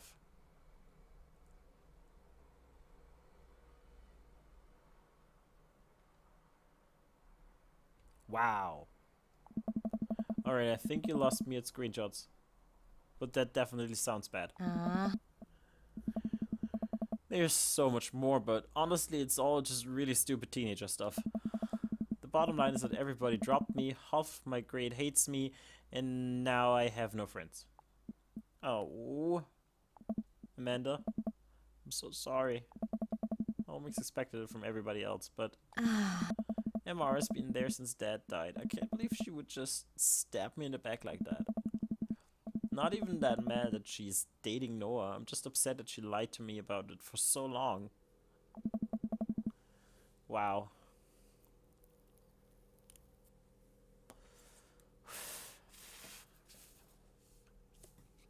Amanda stabs at the remnants of her cake. Okay, I take it back. I'm kinda mad she's dating Noah. Like, what did I do wrong? Why did everyone just suddenly decide I'm not cool anymore? Why wasn't I enough? I don't understand. And as mad as I am at everybody, like... This is where I don't trust 90% of the females. Yeah. Yep. As mad as I am at everybody, like... I miss them, Dad. Amanda looks so dejected I almost can't take it. What could I possibly say to her help? Anyways, that's it. That's the whole sort of tale. Thanks for listening. Tune in next week for more hot gossip. Wow. I know it's pretty dumb. It's not dumb. No. It's a stupid thing to be upset over. Amanda, your feelings are real. Don't ever be mad at yourself for having feelings. I guess. Unless you've secretly been a robot who's been approximating human feelings this whole time. Dad, if I was a robot, I would have transformed into a monster truck a long time ago. But seriously, I know you probably don't want advice, but I feel like it's my duty as a dad to bestow upon you a few nuggets of fatherly wisdom. Here we go, girls!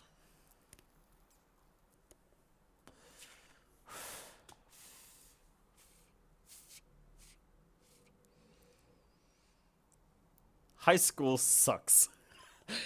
That's the fatherly wisdom. High school sucks. Wow. So wise. Real friends don't do that. Not all friendships last forever. High school sucks. Honey, high school sucks. You make friends with people just because they're there. When you're still living in your hometown, there's a pretty small pool of people to choose from.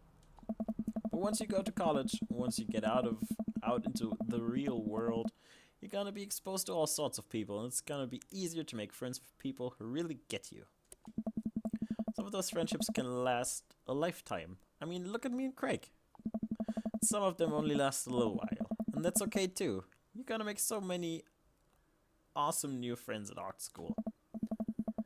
Ultimately, I think this says way more about their character than it does about yours. Because you're amazing. And if they can't see that, well, that's their problem. I'll keep that in mind. Yes! I did that stuff. Good.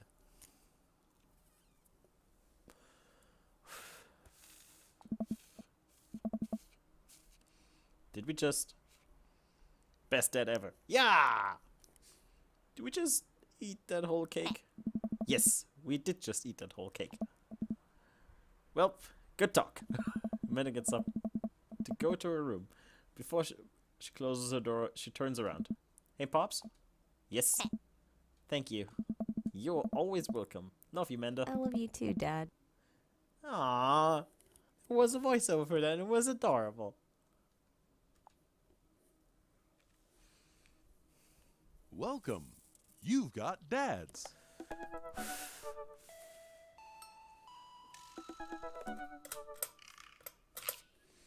Alright, back to the dating life.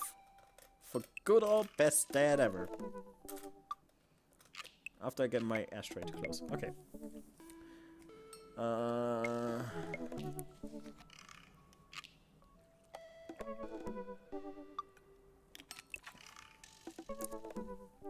Huh. Who are we gonna try now? We had a date with Hugo and with Matt. Guess we give Damien another go, because Damien's date was pretty cool. Craig is totally my type if I were to play the game. Yep. Craig is definitely hot. However, I kinda wanna have another go at Damien. We'll do Craig next time. Here we go! Damien's cool. Damien's totally cool. I had a lot of fun hanging out with Damien the other day. I wonder what he's up to. I open up that book and start writing him a message when Amanda walks in the door. Dad, got a letter. Oh, is it from Grandma? No, it's from Damien. What? Can I see it? Wow, he's so old school.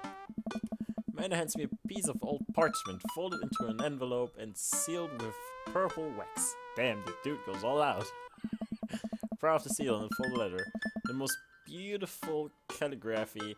The letter reads. Oh god. Did he really just... Oh wow. Dearest Dean, I hope you'll find my continued correspondence endearing, rather than trying. One can only hope that my use of the slower, more traditional form of communication will showcase my sincere and earnest sentiment that I greatly enjoyed our time together. I write this hastily under the warm embrace of excitement, fearful that I may misstep and speak towards something unwelcome. Holy shit. For now, I hope that you might forgive my boldness. Boldness, not baldness. Boldness. I will simply say that your company has greatly occupied my thoughts. While the afternoon may have been derailed by forces unforeseen, your companionship helped a great deal, not only in the discipline of my child, but in the morale of my spirit. And for that, I thank you. That said, Dean, if you will allow me, it would mean the world to me if I could enjoy more of your time. Perhaps a trip to the cinema followed by a moonlit stroll would be to your taste. I eagerly await your response. With great respect, D. Bloodmarch. What a tryhard! But yeah, cinema and like moonlit strolls sounds pretty cool. Men and I both look up from the letter. Wow. He's good. So you're gonna catch a movie with him? Yeah, I better message him on that book and let him know. Amanda slaps my laptop shut. What? You have to write him back. A real letter. But the handwriting looks like two toddlers fighting over a crayon. Yeah, it does. Yes. Dad, you have to. He wrote you a letter. That's so cool. Will you help me? I need to class this up. Father, I was made for this. Here's what you do. Find tickets to a show that you two will like, then enclose them in the letter. Oh, that's classy. Man and I hop onto my laptop and peruse showtimes. He doesn't seem like a romantic comedy kind of guy. Hey. Oh, here's one. Vampire Crusade 2. Evil never dies. I don't know, that sounds kind of stupid. Actually, it's a critically acclaimed exploration into the enemy of existence. It really turns the vampire trope on its head. Really? Perfect. Nah, there's just lots of blood and vampire titties. Well, let's roll the dice. I purchase the tickets and print them out, then sit down at the table with Amanda to try drafting a nice letter. I start writing. Damien, I hope that this letter finds you in good health. Hey! Good morrow to you in this fine eve. Finds you in good health. Good one. What's next? Hey, remember when your son tried to cast a Amontillado that you've been good? I must confess to my amateur control of the written word. Jeez, Dad, have some faith in yourself. Okay, we're trucking along. Let him know how you're feeling. We're building a ladder, guys. You find me in good spirits, for I felt very much the same after our last encounter. I did very much enjoy the adventure we found ourselves on the last we met. That Ernest shit was pretty messed up. Did very much enjoy the adventure we found ourselves on the last we met.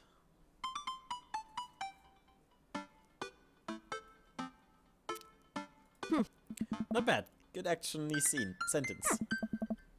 Ask him to hang out already. True art takes time, Amanda. By a strange turn of events, I found myself enamored of the situation at hand. Like Bruegel's landscape with the fall of Icarus, I find myself lost in your details. Let me get at that. Like Bruegel's landscape with the fall of Icarus, find myself lost in your details.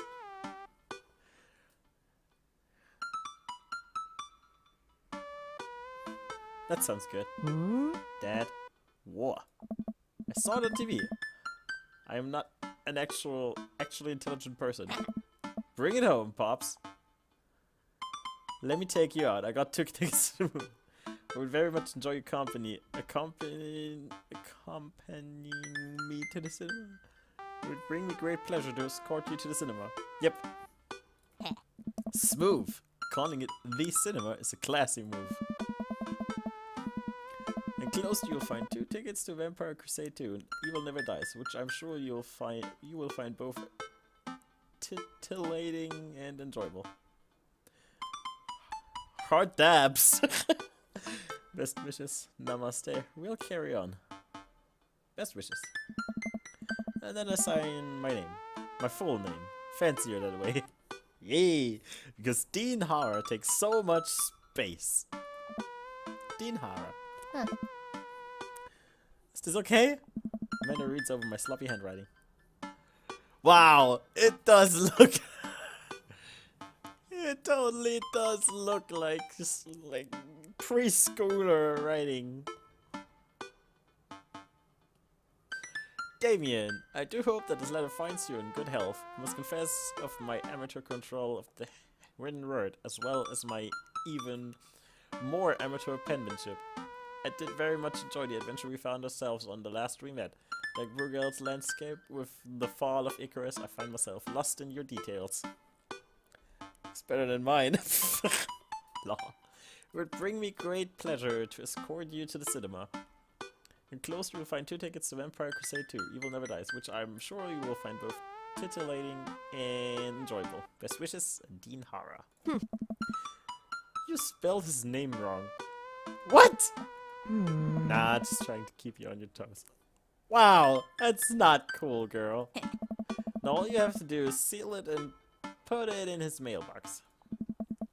Can I seal it with tape? Yes. That's not authentic enough. I have an idea. I'll be right back. Amanda leaves the room and returns with a candle, a lighter, and a small piece of wood. You gotta have a wax seal. She lights the candle, which starts to burn down and form a pool of melted wax. What's another thing? Amanda pours some of the wax onto the folded letter and expertly presses the small piece of wood onto it. She lets it dry for a second and pulls the wood away, revealing... Here it is, your sigil. A little kitten with a bow in its head. Awesome. Perfect! It is absolutely perfect! A little kid with a bow on its head. How could be better? Scrapbooking stuff always comes in clutch. Well, I guess all there is to do is deliver it to his doorstep now, huh? Oh, I thought we were getting a carrier pigeon to do it. I already called my guy. I have a pigeon guy. Marcus has the good pigeons. Don't get your pigeons from Anthony. They're no good. I don't want to know if any of this is true. Oh yeah, I forgot how his house looked. I head outside and walk over to Damon's house, slip the letter into the slot in his door, and go back home. Mission accomplished? Now we play the waiting game. The night finally rolls around where I'm supposed to meet with Damien. The next day he had left another beautifully crafted letter thanking me for mine and agreeing to the evening. Amanda helps me pick out a nice outfit and I show up to the theater a little bit early. It's a chilly night and the theater is kind of crowded, but it's still nice. How do you do? I jump at the sound of his voice and turn around to see Damien right behind me. Why was there thunder sounds when he popped up? You almost gave me a heart attack. How long were you there for? Ah! I don't know, I just walked up. My apologies for frightening you. Was that thunder? Is it gonna rain soon? I didn't hear anything. What? What? Regardless, the hour grows close. Shall we take our seats in the cinema? I must thank you again for purchasing our tickets. Oh. Yeah, I'm like totally being date pro here. I paid for the tickets. Please allow me to repay the deed in Sour Patch Kids or perhaps Milk Duds. Just give me a second to close my window. It's getting fucking cold in here now that the sun is gone.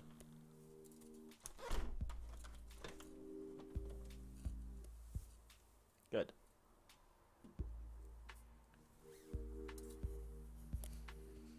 Alright. We were at the part where he buys the food. Let's do it. We get in line to buy snacks. As we are waiting, I hear a familiar voice behind us. Ugh, my dad's here. Turn around to find Lucian standing a few feet behind us with a gaggle of other goth kids. God dang it. Can I never date this guy without his son? Lucian, how nice to see you. Didn't know you were coming to the theater. I'm glad to see you spending some quality time with your friends. Whatever, Dad. And what movie will you be attending tonight? My friends are making me see some kids movie about talking animals. I don't really care about it. Well, I do hope you enjoy your evening. We'll be watching Vampire Crusade 2, Evil Never Dies. Oh my. You? Watching that? Yeah, I thought Damien would enjoy it. Good luck with that, Dad. Oh god, we did a poor choice. Wait, I did not have a choice about that. Lucian rejoins his friends, and I look over to Damien. Good luck with what? It's nothing. My son loves to tease. We wait in line for a little longer, and Damien buys us snacks. Oh, is he actually like super easily scared? I guess he's actually a total wimp. He seems a little nervous. I wonder what's wrong. Oh yeah, he's actually a total wimp. Like a super wimp. Damien and I take our seats and settle in for previews. Glancing at him, I can see that he's sweating profusely and gripping his armrest. Vampires, huh? Is everything okay? This movie hasn't even started. The movie hasn't even started yet. He is a super wimp. It's amazing. Is everything okay? Everything is perfectly fine. Huh. I'm so excited for this film. I'm a devoted patron of the arts, especially the scary arts. The scarier the art, the better. Do you have a favorite horror movie? Of course I have a favorite horror movie. Mine is Halloween Town. Terrifying. Oh, interesting. Isn't Halloween Town like a kids movie? A kids Halloween movie?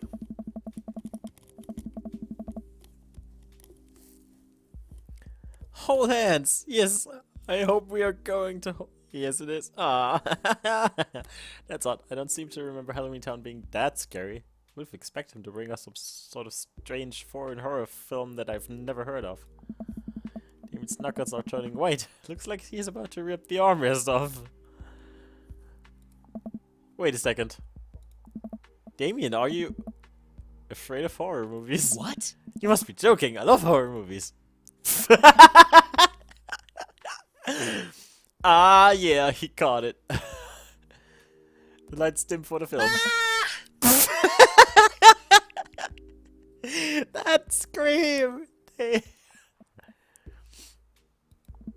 I apologize. I was thinking about something far scarier than this movie, which is not scary at all. This is amazing. We settle in as the film starts. I offer Damien some licorice, and he takes one. I take note of how much his hands are shaking. Ah! The title flashes across the screen in bloody letters. Vampire Crusade 2, Evil Never Dies. A pale man with long silver hair glittering red eyes and well-oiled abs, sits up in the coffin. Oh, well-oiled abs. Mmm. Awaken, my coven. Romulus Bedblood. Bad blood. Oh, wow. 2 more vampires slide the tops of their stone coffins onto the floor. Demetrius Morvant. Brother, is it time?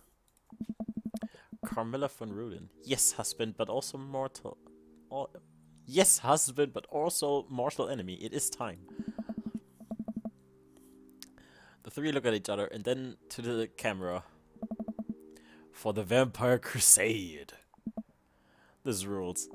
The trio of vampires flies off into the night as foreboding organ music plays in the distance.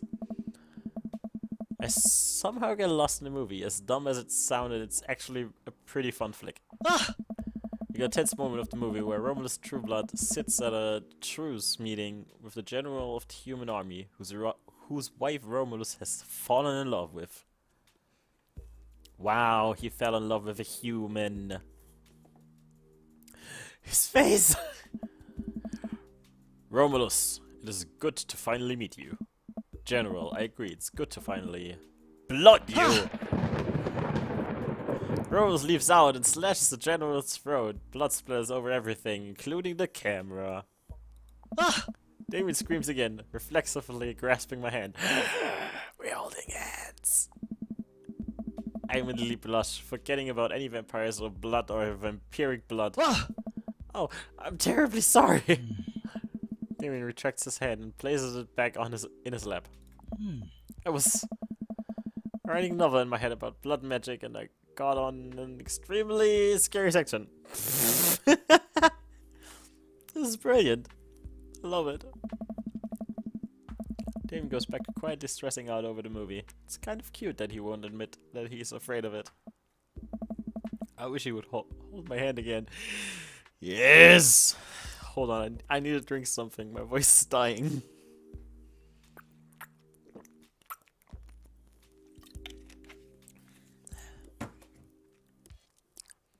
Hold it again!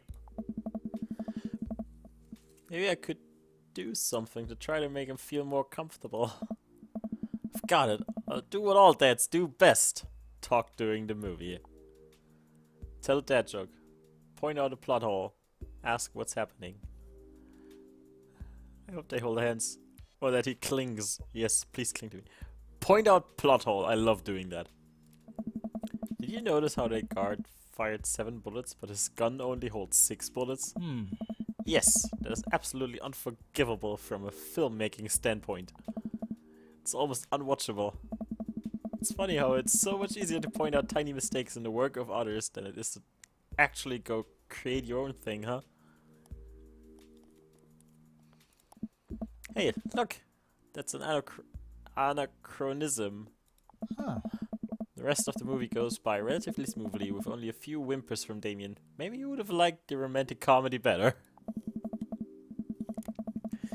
We get to the final scene of the movie, where Romulus Bad Blood and the General's wife embrace each other in his crypt. It appears that the true Vampire Crusade was the Vampire Crusade in our hearts. Our cold, unbeating hearts. Wow. Romulus and the General's wife begin making out. Hard. Oh my. The film fades to black and the end appears on the screen. But then it hard cuts to Demetrius and his rival lover Carmilla, who watch the two from afar. Oh no! Twist ending. Oh my indeed. Our bloodline has been pure for 1,000 years. Romulus has betrayed us by loving a human woman. It will only be a short time before the next Vampire Crusade 3. Evil must die again! More thunder, more ominous organs. The movie fades out again, and the bloody question mark now accompanies the end. Aw, he didn't hold my hand again. Maybe I shouldn't have pointed out plot holes. Damien and I walk out of the movie theater amidst throngs of chattering moviegoers. He's a little more pale than I remember, but otherwise he survived the encounter. He even seems kind of invigorated. What an interesting film, where the premise admittedly struck me as pedestrian. Sad. Yes, indeed. I was intrigued by its harrowing love story and great attention to detail in regards to vampiric lore. Yeah, it was pretty good. A lot more vampire titties than I thought there would be. Come, the night is young. Let's take a stroll. Can we hold hands now? Damien is making a point of not telling me where he's taking me. Still, I'm enjoying the walk in the cool night air. Being alone here with Damien is a lot better than being in a crowded theater. Lovely night, isn't it? As lovely as the company. Yes. Ah, smooth as fuck. He thinks I'm lovely? Damn. Okay, here comes the smooth response. Thanks, cool, okay. Thanks. No problem. Crushed it. We both stand there feeling a little awkward. Sure, I am one smooth operator. Are you getting a little hungry? Can maybe stop off and grab something to eat. Worry not, friend. I have a plan. We turn the corner and are greeted by the gates of a cemetery. What? Are we going in there? A little bit of Victorian flavor, Dean. Trust me.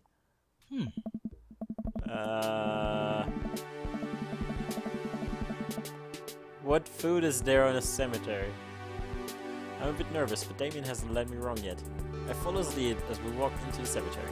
Statues of angels stare down at us as we follow a path through faded tombstones. It is super cute! As we crest a small hill, we get a beautiful view of the city. The night lights sparkle around us. I gotta hand it to him for being in the cemetery. This is strangely romantic. Picnicking in graveyards is an old Victorian tradition. An appropriate finish to an evening after a vampire movie, wouldn't you say? Ah. With a flourish, Damien produces a blanket and picnic basket. Wait, where were you hiding that? Under my cloak? Oh, right. Damien unfolds the blanket and we both sit down, gazing out at the city lights. He produces a bottle of red wine and a fine selection of cheeses. Jesus! In the Victorian era, there were no public art galleries, parks, or botanical gardens to speak of. Once rural graveyards became a more popular alternative to church burials, they became the only place that people could see beautiful plant life and fine sculptures. That makes sense. This is pretty nice. I have a question though. How are you so okay with being in a graveyard, but you had trouble handling a scary movie? I wasn't. He sighs deeply. Okay, yes, I was extremely scared by that movie. It's not writing a book about blood magic in my head. Oh, you don't say! I just have never been good at those. I just feel as if, because of how I look and act, people expect me to love horror films, so I must play the part. Truth be told, I don't know if I have the constitution for them at times. Damien, I'm so sorry. If I had known, I would have suggested another movie. It's quite a while. Alright, I actually did find myself enjoying this one, thanks to your help. Graveyards, however, I think there's something rather beautiful about death. Cemeteries are traditionally built away from cities, away from the realm of the living. It keeps us rather separated from it. To acknowledge death and become comfortable with it, I think gives us a certain intimate knowledge of ourselves.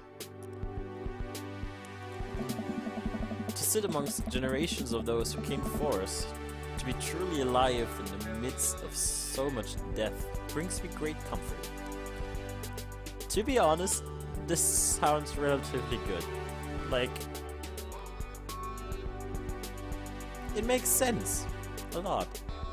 Kinda. Death helps me appreciate life. To savor every second. Yep. We sit and enjoy our food and wine. I don't feel scared anymore. Never thought I'd be comfortable sitting alone in a graveyard at night, but I actually feel very peaceful. Suddenly it doesn't seem like we're alone. Off in the distance I see a shadowy figure in the trees. What is that? Ah! I'm not sure. Oh god. The way he says it, yes. It noticed us. I'm paralyzed with fear as it begins lumbering slowly toward us. Its shape taking a more animal form, more feral. Look to Damien for help, but he's just as afraid and transfixed as I am. I swear to God, if this is Lucian again, this little fucker. I want to scream, but it's stuck in my throat. The creature's getting closer, moving faster. Ah! Woof! Huh. Wait, is it Brian's dog? Oh, it's a dog. No, it's not Brian's dog. Good. It's probably... It's not! Yay! It's not Lucian ruining my date! It's a dog! As it comes into the light, the friendliest, dumbest little Boston Terrier I've ever seen pulls its owner towards us. Hold on, there's an owner to it. The dog trots over to Damien and sniffs at his hands. Damien looks ecstatic. He ruffles the dog's fur happily. Oh. What a beautiful dog! Hey! We both look up, not expecting to see...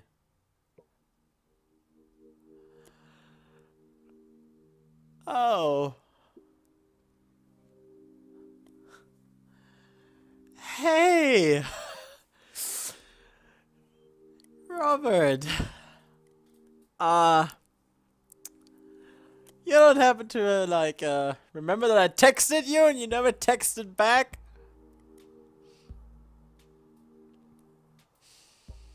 Hi. This is awkward.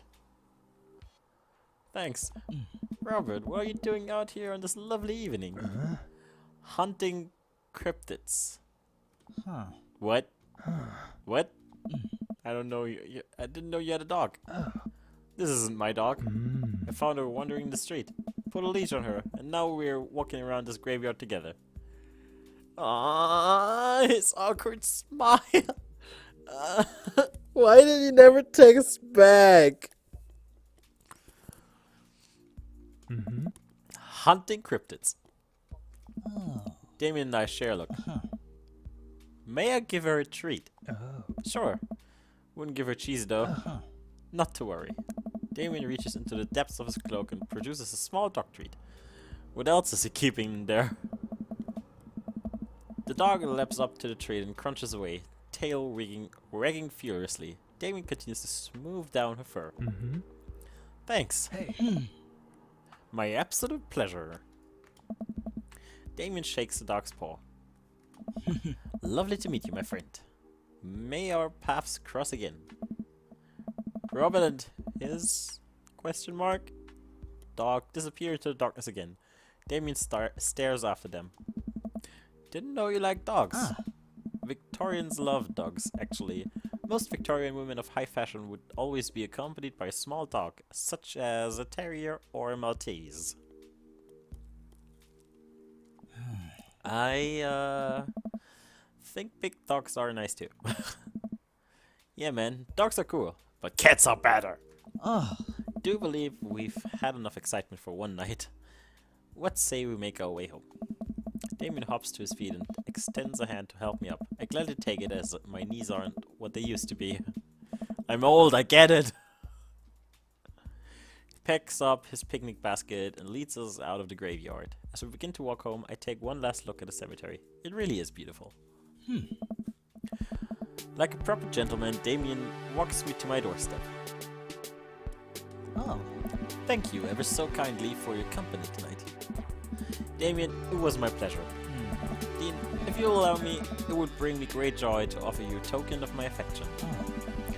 Damien reaches into his cloak and pulls out a folded, monogrammed handkerchief. Presses it into my hand. Wow, thank you, Damien. Not staying away. I wanted a kiss, goddammit, not a handkerchief. I will use this to dry my tears for those I've lost. Can't wait to sneeze in this. Gonna wave this at passing ships. What the fuck do I do now? They all sound terrible. I don't know the customs there. I'll use it to dry my tears for those I've lost. Definitely not the sneeze one. Wave this to it. These are passing ships. Rip. Yep, rip me.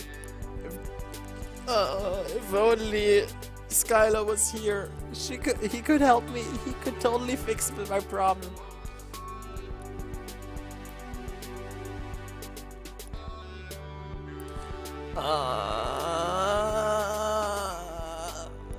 Use it to dry my tears for those I've lost. I did it right! A noble purpose. Damien shuffles his feet. I just want to say that it's rare to find someone like you. Someone who's open to my eccentricities. Come on, just kiss already! Oh, It's nice to feel so accepted. Thank you. Damien gives me my hand a quick squeeze. Damien blushes and hastily retracts his hand. I must take my leave. Good night. Before I can say anything else, he's gone. I unlock the door and step inside. God damn it! I could have gone. No! This is unacceptable! Unacceptable! Sorry. Like a whirlwind, Amanda runs from the window and plops down on the couch, trying to look nonchalant. Huh. Hey, Dad, what's up? Were you watching me from the window? No, I was just, Okay, yes. How was the movie? Lots of vampire titties. Told you. But, as it turns out, Damien is Wait, Amanda doesn't need to know that. I'll keep it between me and Damien. Scary cool. Yep, he's cool. He's so cool it's scary. Nice safety. Did you know that graveyards used to be a place to throw parties? Eh? I think I'm misremembering that. Wow, that's pretty punk. Also, we saw a dog. Definitely thought it was a werewolf for a minute though. How can you be so sure it wasn't a werewolf? How can you be so sure I'm not a werewolf? And how can I be so sure you're not a werewolf? Amanda eyes narrows. Ah. I don't trust you. Nor I. You. We make intense, very eye contact for a second. Anyway, I'm calling it for the night. Don't stay up too late, will ya? I'll try not to howl at the moon past midnight. Dad tip number 36. Trust no one.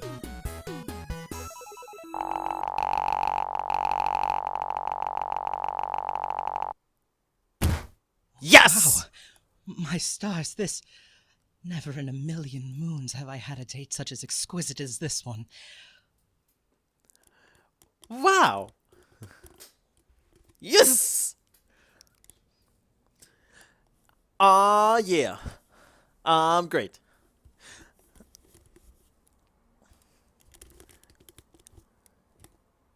This is amazing. It's a beautiful night and the air smells so fresh, so I decide to take the long way home. I casually stroll through the neighborhood, taking in the sights and sounds of a suburban city with a low crime rate and wide walkable sidewalks at night. As I approach the bar, I can hear patrons inside cheering. Oh, I bet the game is on. I wonder if my team's playing tonight. A drop of water hits my head. And now lots of drops of water. It's pouring rain. Maybe I should wait this out inside. Oh my god, do I get like... What? Order beer from the bar and settle in. Turns out that my team isn't playing tonight, but I can certainly enjoy the game regardless. The bar is unusually crowded, and the feeling of camaraderie over shared love for the game makes me smile. Sports are nice. Oh god, not you again. Look over into the corner and spot none other than Mary, sitting alone and in the corner, nursing a cocktail. Something about her seems different this time. Now that she's by herself and not hanging off some younger guy, she looks so sad. Oh god, no. We do not want to meddle with her. She looks up and half-heartedly raises her glass to me before staring off into middle distance. Say hi, keep watching the game. No. Just no! No! Keep watching the game. Oh my god. Whether or not Mary is actively looking for attention, I decide I don't really have the energy to give it to her. I politely reciprocate her glass raise while keeping my eyes glued on the game.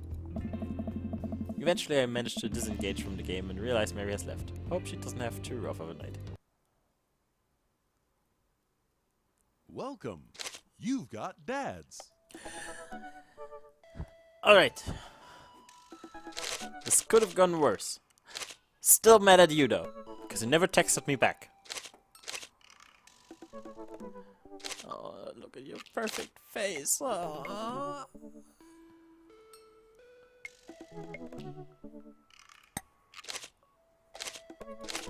I got 2 hearts with you now. Alright. Since daylight savings times hit in Europe but not in America, there's this problem that my Sunday movie night appointment is not at 9 a.m. 9 p.m. but 8 p.m. and I have to end like earlier now so I can like make food and stuff. Yeah, because I really need the foodstuffs. I'm hungry as fuck. Yeah. Also, my cat probably needs some more attention. Food is good, right? Right. You know it, Beaky. How could you not have eaten? I had like chocolate pancakes for breakfast. That's the last time I ate something. And now I really need more foods. And I can't eat after movie night because movie night takes too long a time and I have early shift tomorrow. But yeah. I'm gonna save. Go back to the title. Let's go. Because I've stuck the DS to my face all day. What are you playing?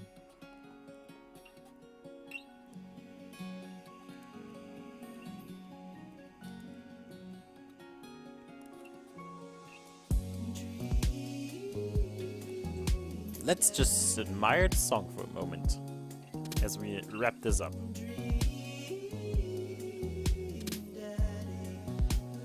Horrible Pokemon movie.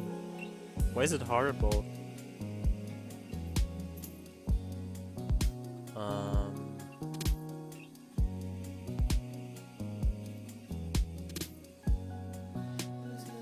I have to admit, Pokemon Sun and Moon are still not in my possession.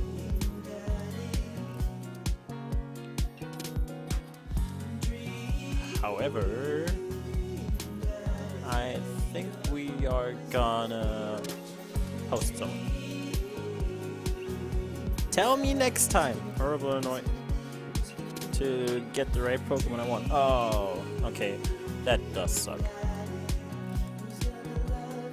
So, yeah. We're just gonna go post continue. Because I love her. Oh, she's playing some PUBG. That's also cool. So yeah, that's it for the night. And we'll see us again next Sunday at the same time as ever. Okay, so wait. I need post continue. Totally doing this great. Okay, bye. Bye.